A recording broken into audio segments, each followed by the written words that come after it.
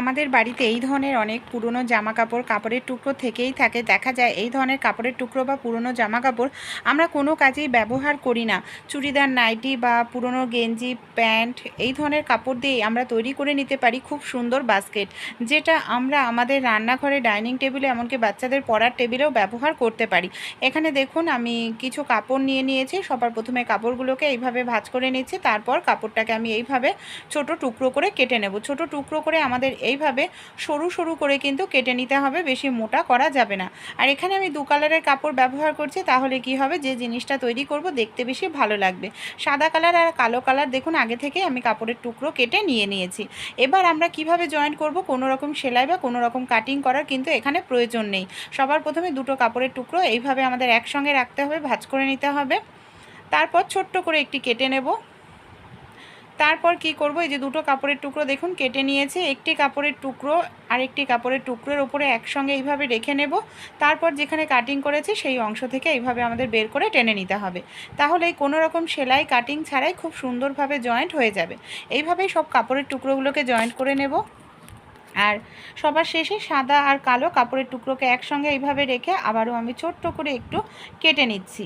কেটে নেওয়ার পর আবারও সাদা কালো কাপড়ের টুকরোর মানে ছিদ্রটা এক জায়গায় রেখে কাপড়ের টুকরোটাকে এইভাবে ভেতর থেকে ঢুকিয়ে দেব। তাহলে এই দুটো কাপড়ের টুকরো আমাদের একসঙ্গে জয়েন্ট হয়ে যাবে।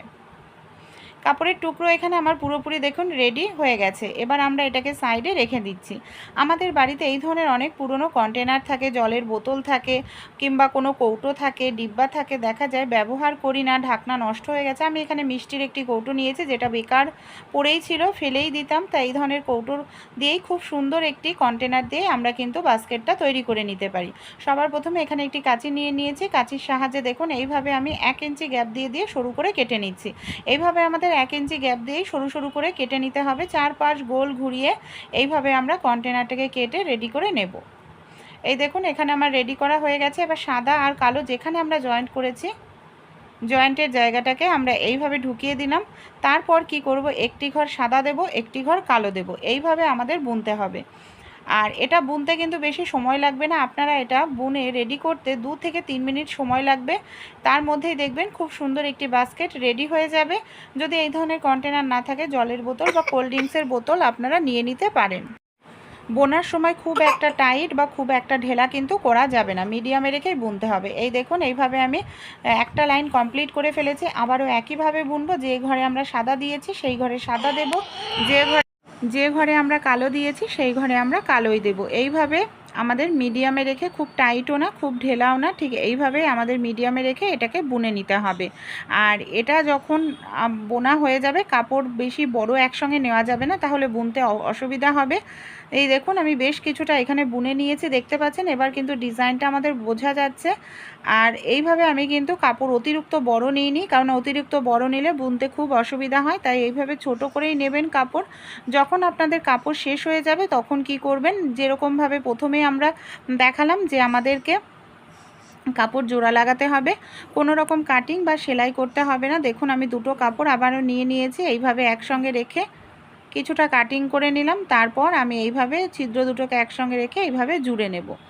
এতে কি হয়, অতিরিক্ত মোটা গিঁটও হয় না, খুব সুন্দরভাবে কাপড়টা জোড়ানো হয়ে যায়। এইভাবে আমাদের একদম শেষ মাথা পর্যন্ত কিন্তু বুনে নিয়ে রেডি করে নিতে হবে। দেখুন কত সুন্দর একটি জিনিস তৈরি হয়ে যাচ্ছে। পুরনো যে কন্টেনারটা বেকার হয়ে গেছিলো সেটা দিয়েই আমরা তৈরি করে নিতে পারি। আর এটাকে আমরা রান্নাঘরেও ব্যবহার করতে পারি। পুরোটা এইভাবে আমি দেখুন বুনে নেব। আর যখন আমাদের এইভাবে বুনতে বুনতে কাপড় শেষ হয়ে যাবে, তখন আমরা কি করব চলুন দেখে নিই। সেলাই কাটিং কিছু করতে হবে না।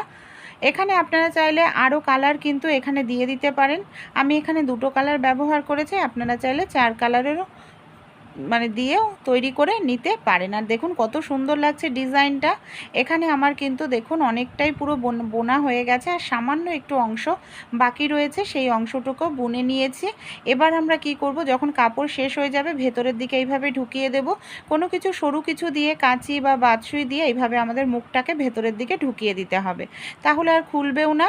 আর এটা আমাদের সেলাই করারও প্রয়োজন পড়বে না। কালোটাও ঠিক তাই করব। কালো ঘরে নিয়ে গিয়ে এইভাবে আমরা গুটিয়ে নেব। তারপর একদম ভেতরের দিকটায় এইভাবে আমি কাঁচির সাহায্যে দেখুন ঢুকিয়ে নিচ্ছি। কত সুন্দর একটি জিনিস তৈরি হয়ে গেল কোনো রকম টাকা পয়সা খরচা করা ছাড়াই। আপনারাও কিন্তু তৈরি করে নিতে পারেন, এমনকি আপনাদের প্রত্যেক দিনের কাজে ব্যবহার করতে পারেন। রান্নাঘরে মশলার প্যাকেটগুলো এর মধ্যে গুছিয়ে রাখতে পারেন, কিংবা আপনারা ডাইনিং টেবিলে এর মধ্যে ফল রাখতে পারেন। বাচ্চাদের পড়ার টেবিলে পেন, পেন্সিল, ইরেজার, শার্পনার, রং পেন্সিল এই জাতীয় জিনিস রাখতে পারেন।